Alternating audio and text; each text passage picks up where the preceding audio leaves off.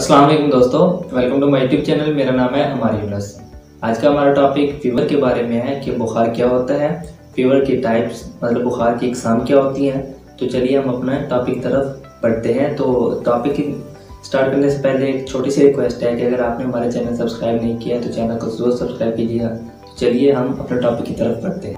बुखार को इंग्लिश में फीवर कहते हैं। तो ये एक लातिन लफ्ज़ फेब्रस फीवर से निकला है। तो बुखार की हम सबसे पहले डेफिनेशन करते हैं। बुखार जिस्म का नॉर्मल से ज़्यादा हरारत बुखार कहलाता है। बुखार एक जिस्मानी रद्द-ए-अमल है, मतलब जिस्म का जब नॉर्मल जो टेम्परेचर है अगर ज़्यादा या कम हो जाए तो उस हालत को हम बुखार कहते हैं। इसके साइंस एंड सिम्टम्स की बात करते हैं तो इलामत में हेडेक, लॉस ऑफ एपिटाइट, न्यूसा यानी कि मतली, सरदर्द, भूख में कमी, सर्दी लगना, शिवरिंग, घबराहट, रेस्टलेसनेस, कमज़ोरी, वीकनेस, पसीना आना, परस्पायरेशन, बेख्वाबी, इंसोमेनिया, काजेज़, वजूहात, इन्फेक्शंस और cancers, city disease, connective tissue की जो बीमारियां होती हैं और इन्फेक्शन की वजह से जो होती हैं बीमारियां। इसके अलावा टीबी जो कि एक क्रॉनिक डिजीज़ है और टाइफाइड की वजह से भी बुखार हो जाता है।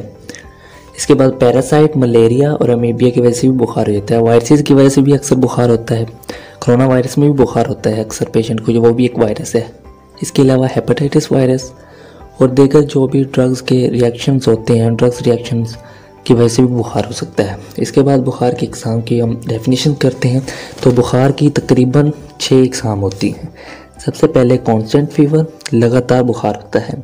रेमिटेंट फीवर, रात को ज़्यादा दिन को कम हो जाता है और 2 डिग्री का फ़र्क पड़ जाता है। यानी कि अगर दिन को 37 सेंटीग्रेड है तो रात को 39 हो जाता है। अगर दिन को 39 है तो रात को 41 हो जाता है। 2 दिन का फ़र्क पड़ जाता है।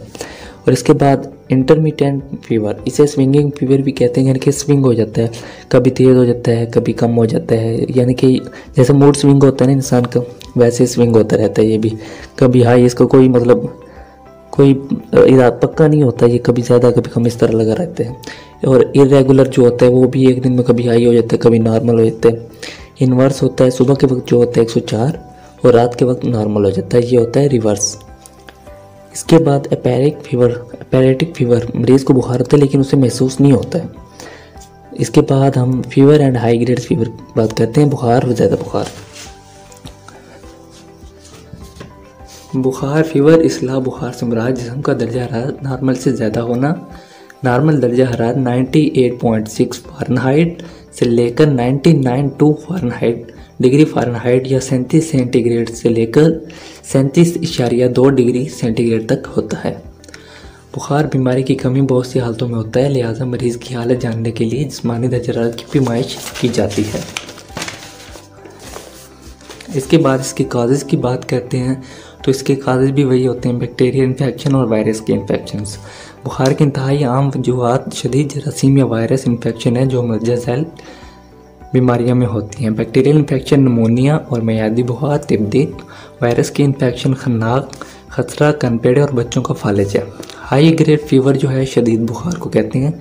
जिस्मानी दर्जा हरारत 105 फ़ारेन या 40 डिग्री सेंटीग्रेड तक पहुँच जाए या इससे तजावुज़ कर जाए, इसको शदीद बुखार कहते हैं। मदजा झैल हालतों में शदीद बुखार हो सकता है। लो लगना, जिसे हीट स्ट्रोक गर्मी की वजह से होता है। इसके अलावा शदीद बीमारी जिसका मुनासिब इलाज ना किया जाए। इसके अलावा जो दर्जा हरारत कम हो जाता है उसे हाइपोथर्मिया कहते हैं। नॉर्मल दर्जा हरारत से कम हो जाता है। मदजा झैल हालात में जिस्म का दर्जा हरारत नॉर्मल से कम हो जाता है। ये होता है dehydration, vomiting, shock condition, toxaemia, blood loss और कोलैप्स की वजह से। आज का हमारा टॉपिक इधर ही ख़त्म होता है। इंशाल्लाह नेक्स्ट हम थर्मामीटर के एग्ज़ाम और उनकी कंप्लीट डिटेल के बारे में बात करेंगे कि कैसे हम थर्मामीटर को यूज़ करते हैं वगैरह वगैरह। हमें दीजिए इजाज़त, मिलते हैं नेक्स्ट वीडियो में। तब तक के लिए अल्लाह हाफिज़।